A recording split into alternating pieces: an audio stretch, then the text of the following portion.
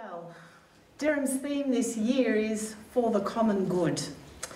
And I take it we're all here because we're committed to the common good, committed to being people for the common good. And we live, obviously enough, in a grossly divided world where many seek to exaggerate and exploit our differences in order to secure power or wealth or control. But wisdom teaches that we're in this thing together and that our good and the good of others cannot be pulled apart. Now, what commitment to the common good looks like and how it plays out can be very different in different lives. And the extraordinary range of speakers that we're all going to enjoy this afternoon bear testimony to that. For some, it looks like empowering those on the margins or inspiring people, as Sam has done, to overcome adversity. For others, it's about tackling disease, poverty, oppression. And each one of us must discover what commitment to the common good will look like in our lives. It's no use just copying somebody else. Only I can discover what particular contribution is asked of me, given my history, my gifts, my context. But in these next few minutes, though, I want to take a step back from talking about the particular ways any of us might contribute to the common good, to the well-being of the whole. And I want to reflect in a bit more depth on the roots of this notion, common good. That's because, as Zach said, I'm a philosopher and I can't help myself, but also because I think that this deeper reflection helps to sustain us in our commitments and also alerts us to certain dangers that can lurk in this terrain. So let me start with a couple of vignettes, a couple of stories. The first comes from Tolstoy's great novel, War and Peace. There's a character, Pierre, who's captured and brought as a prisoner of war before General Davout. When the general first looks up from his papers, he barely registers Pierre standing before him. He's distracted and sees Pierre as no more than the present prisoner, the present circumstance to be dealt with. But then something in Pierre's voice makes the general look at him intently. And in that moment, says Tolstoy, an immense number of things passed dimly through both their minds. Tolstoy doesn't say what things, but in that second look, human relations are established between the two men. And it is that look which saves Pierre's life. My second vignette is about another prisoner and a different kind of look. The prisoner is Primo Levi, an Italian Jew who told of his experience in a Nazi concentration camp in his extraordinary memoir, If This Is a Man. Levi's been brought before the supervisor of the laboratory in which he, a chemist, hoped to be given work and so survive a second winter in Auschwitz. Levi writes that he was brought before this supervisor, Panovitz, who sat at his writing table, and the look that passed between them was, quote, not one between two men. And Levi goes on to say that if I had known how completely to explain the nature of that look, which came as if across the glass window of an aquarium between two beings who live in different worlds, I would also have explained the essence of the great insanity of the Third Germany. What I find so significant about these two stories is they reveal our human capacity to recognise or to deny a shared humanity, a sense of common life.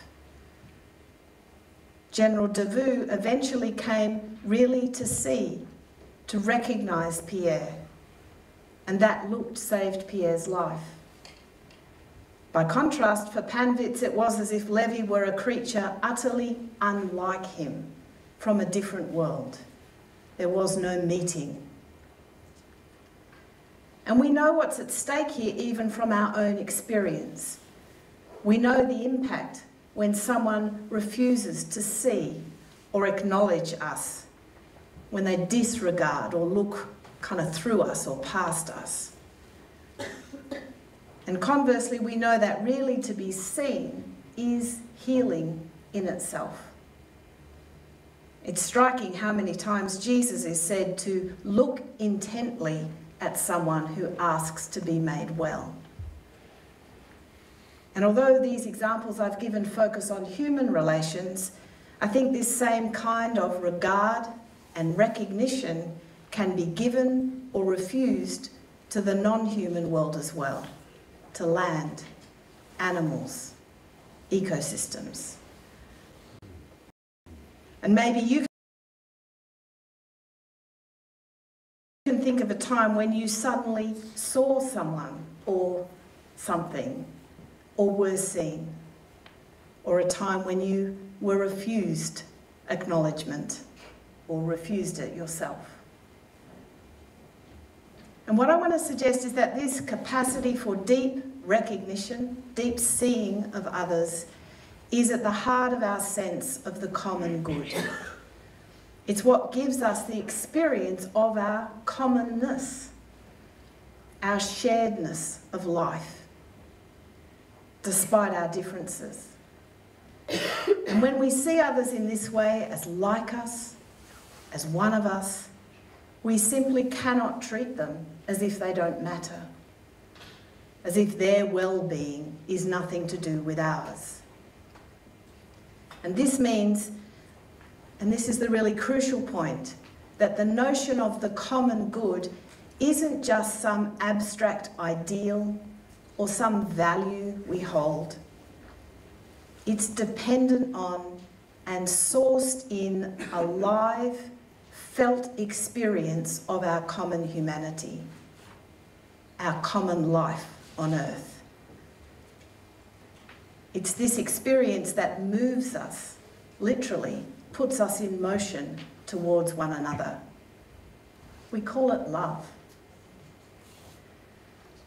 And what I want to suggest further is that when we seek to do justice, when we commit ourselves to being for the common good, we need to awaken and keep in touch with this and love. We need to be nourished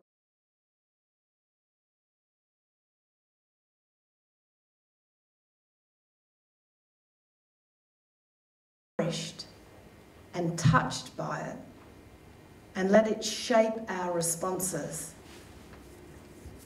Because if we don't, the danger is that our commitment becomes abstract, an ideal we try to implement or live up to, rather than an expression of our radical connectedness.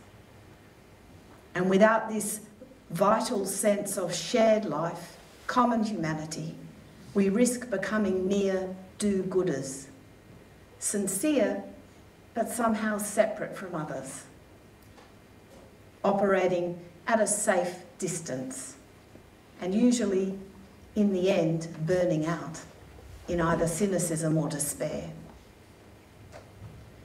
So what makes this possible? How is this live connection with one another and the world awakened? How do we deepen our seeing and our capacity to be with one another in these ways? Well, two things seem particularly important. The first is humility. Humility is one of the most misunderstood virtues. It gets bad press because people think it means putting yourself down or being falsely modest, pretending you're not really as good as you think you are. But humility is connected to the word humus, ground, and it means being grounded. It's about being at home in your own life, owning both your gifts and limits, your triumphs and failures. The poet Mary Oliver speaks of accepting your place in the family of things. Well, many of us struggle with this. We think we have to be special or especially good just to be enough. Some of us secretly have a Messiah complex. And I need to let you know, really, it actually is up to me to save the world. But humility involves giving up these illusions and compulsions. This can be painful, even humiliating.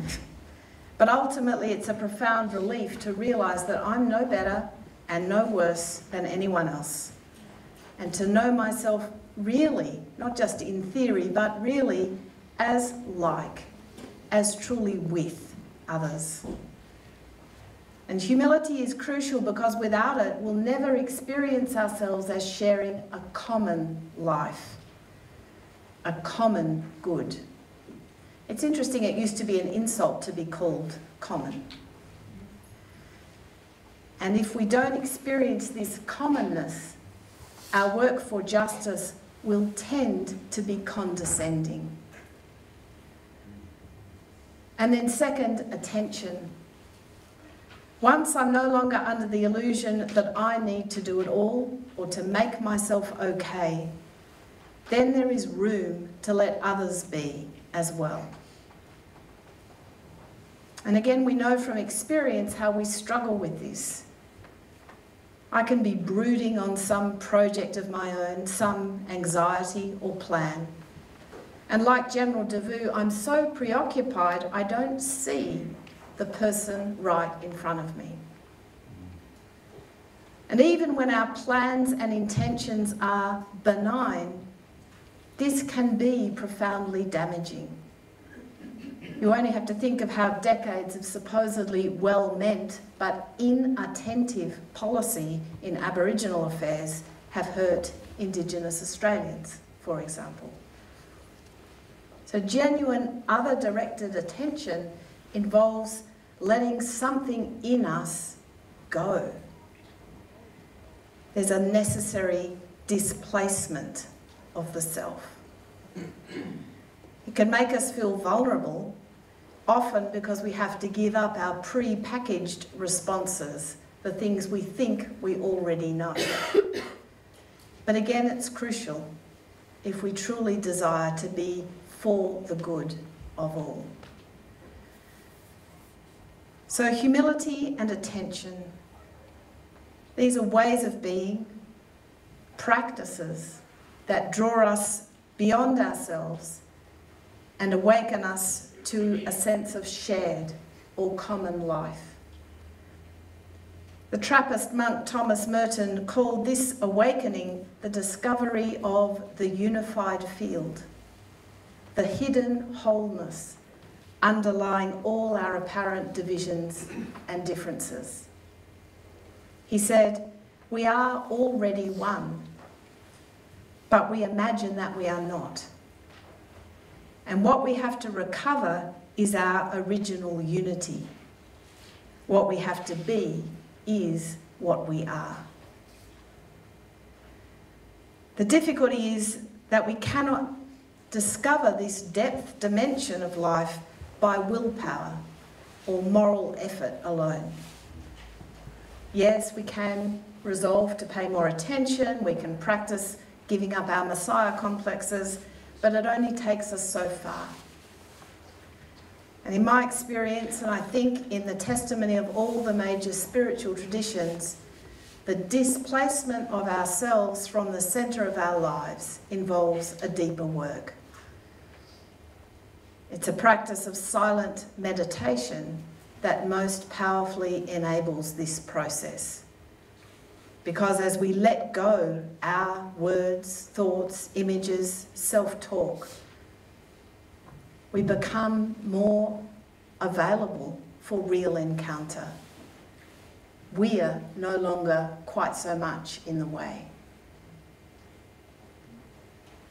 Well, this afternoon we're just beginning this festival's exploration of what it means to be for the common good. And I've been suggesting that we must begin from a living experience of our commonness, our sharedness of life.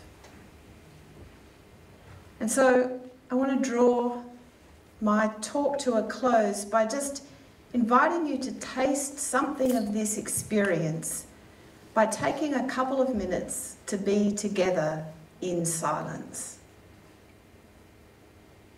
The aim here is not just to be silent externally, but silent internally, laying aside our talk, our thoughts, what the Buddhists call our monkey mind.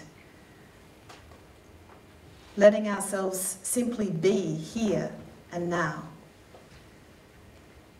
To enter into this interior silence where we meet ourselves and one another beyond words. It helps to give ourselves an object of focus. We can focus on our breath, laying aside thoughts, in, out. Or we can focus on a mantra or sacred word.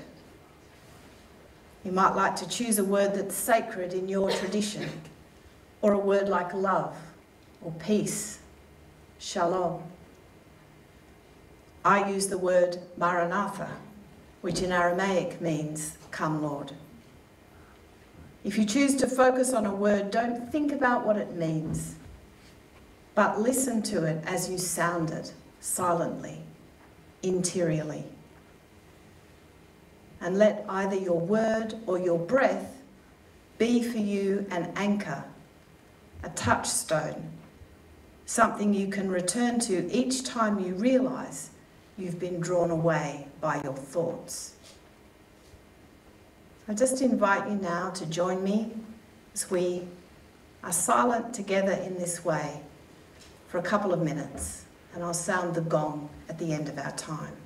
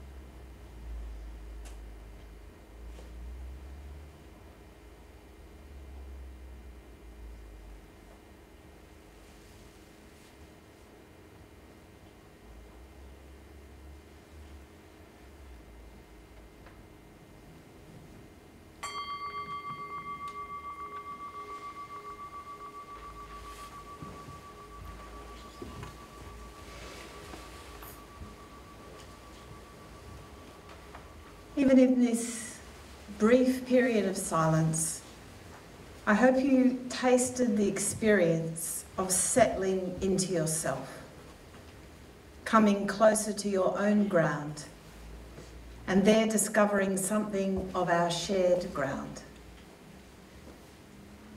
I hope that as you come out of this silence, you find your attention fresher, your awareness sharper, your listening deepened. The great Persian poet and Sufi mystic Rumi wrote, "Out beyond ideas of right doing and wrongdoing, there is a field. I'll meet you there." There's a profound and deceptive simplicity in these words. Notice Rumi does not say, "out beyond right doing and wrongdoing," as if justice doesn't matter. He says, "out beyond ideas of right doing and wrongdoing." It's our ideas of right and wrong, good and bad, in and out, that so often divide us, justify us in condemning or rejecting one another.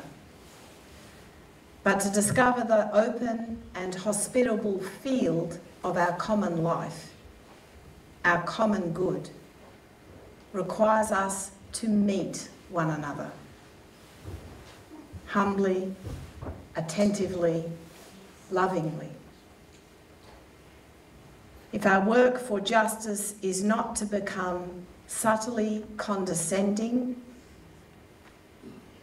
if it truly is to contribute to the well-being of the whole, then it's this live encounter with one another we must keep nourishing and returning to.